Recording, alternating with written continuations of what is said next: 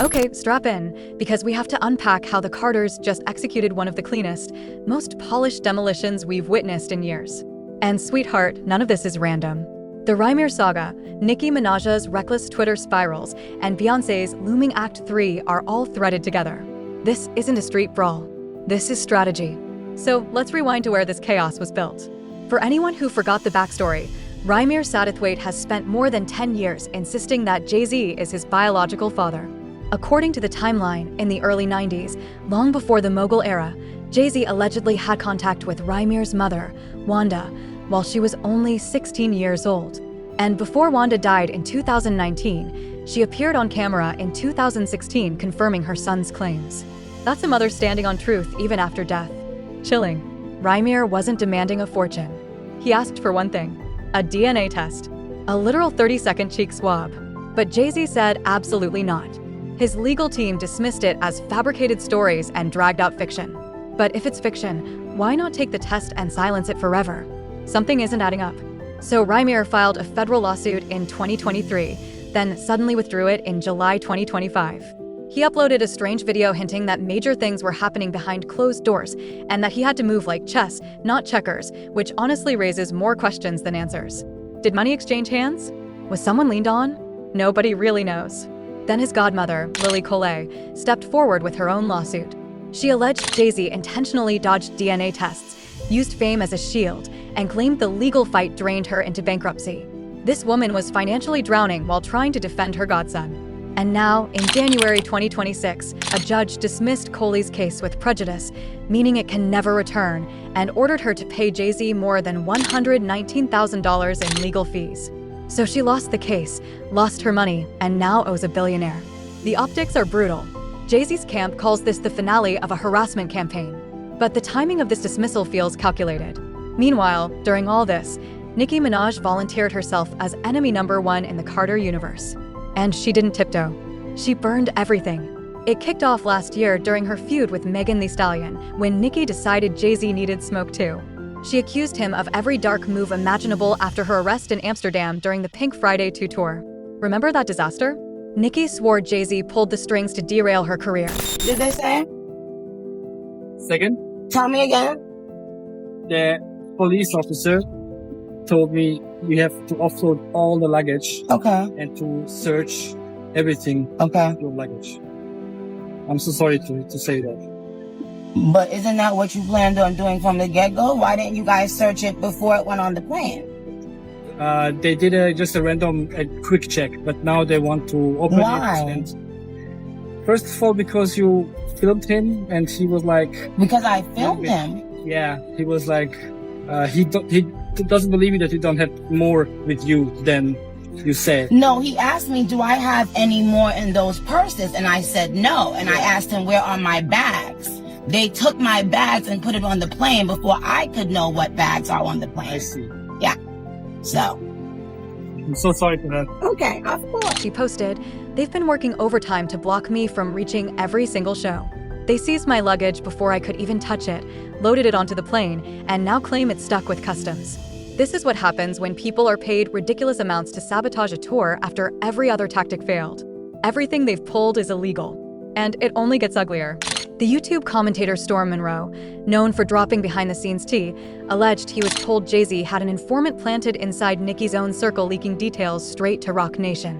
That's supposedly how Dutch authorities already knew about substances in her bags before she even landed. An entire trap designed to humiliate her publicly and sink her tour under a wave of damaging headlines. It was that allegedly Jay-Z and Roc Nation is behind this. Jay-Z and Roc Nation has been after Nicki for a while, especially after she released that song, Bigfoot, Goodfoot. But even long before then, there had been beef, which I did not realize was trying to get her arrested, but of course legally. That's why they waited till she was overseas to do this to her. Roc Nation wanted to make sure that when she got arrested or apprehended for whatever, because in the industry they can get you set up with all kinds of charges. All right. It said that they wanted to make sure her husband was not with her because her husband is her protection, which we know that. Nation is looking to bankrupt Nicki. And this is why there has been several stories planted about her being broke, going broke, or needing to constantly tour because she's close to being broke. So set up and sabotage. And if I was Nicki, I would fire my whole team. Fire the whole security team. There is a mole. Get rid of them all. There is a mole. Because now that I think about it, Roc Nation got Meg. The only competition that Nicki has is Meg. Let's keep it real. It ain't Lotto. It ain't Mocha Latte. What's the other rappers out here? There's nobody. It ain't Cardi. I know y'all wanted it to be Cardi. It ain't Cardi. She was absolutely set up. Also, Tory Lanez was supposed to sign the Roc Nation first, and the second option was Meg. See? But y'all remember when Tory Lanez's daddy said, "This is Roc Nation." We all thought he was crazy. But Nicki wasn't finished. She went straight for Jay-Z's wallet, claiming he had cheated her out of $200 million. More precisely, she alleged she was owed $8.9 million from the Tidal sale. Back in 2015, Jay-Z roped in Nicki, Rihanna, Alicia Keys, and a slew of other stars to invest in Tidal.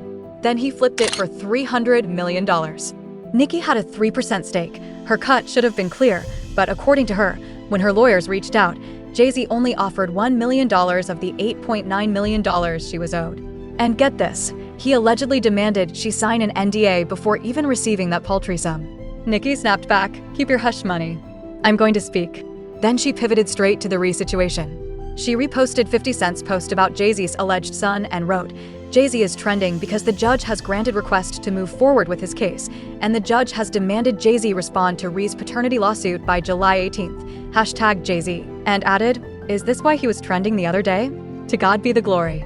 In October 2025, she went further with an open letter on Twitter. "Dear Rhee, I'm sorry that Camel framed you by putting things in your car, allegedly. I'm sorry he wanted you in prison like he wants all his enemies. He's weak, ugly, too." She called Jay-Z a camel and accused him of trying to frame his alleged son. She claimed he had money invested in private prisons and implied he wanted Rhee locked up to protect his empire. Dark, chilling, but honey, Nicki crossed a line no one touches, someone's children. That's when Beyoncé finally intervened. During Nicki's recent feud with Cardi B, Cardi tweeted that Nicki was threatening her kids. Nicki clapped back with camel and rat. "We are not fazed by bot tweets and bots in the comments. That's why you broke now. Desiree got fillers since I said she ugly now. She uglier. Oh girl. Camel, let's talk about your kids today. That's on the docket, boy." Allegedly, she made comments implying the children were slow or autistic. Meanwhile, Cardi claimed Nicki's own son spends his time banging spoons on tables. Even Beyoncé's mom, Miss Tina, stepped in with a shady post. "Feels good to wake up knowing my faves didn't lose their minds like some people."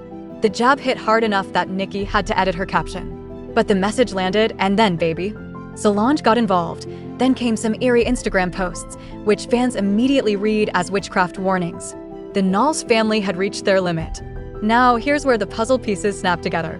Beyoncé is preparing to unleash Act 3, the climactic finale of her Renaissance trilogy.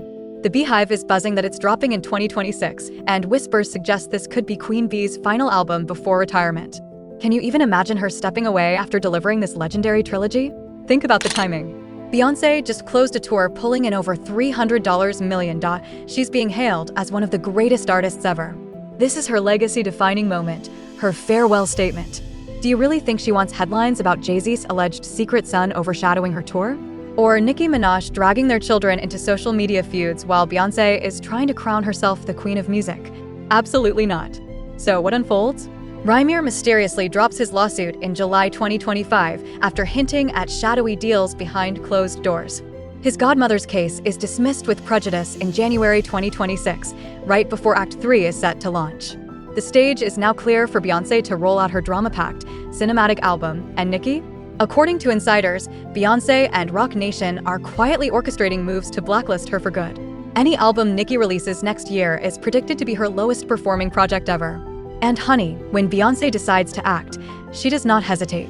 The Carters stayed silent for months while Nicki attacked them relentlessly and unprovoked. But the moment she dragged their children into it, it was finished. Full stop.